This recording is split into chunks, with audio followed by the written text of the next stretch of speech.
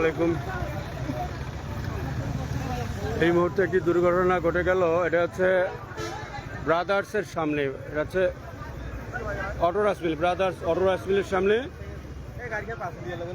এটা হচ্ছে শ্যামলী।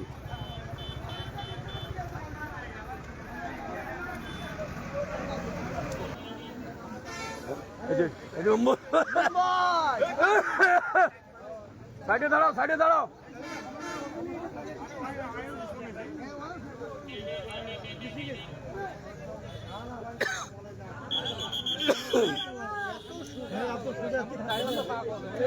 গাড়ির নিচের কোনো সমস্যা?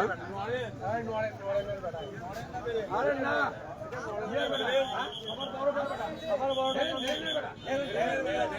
মাছুয়ার বেড়া।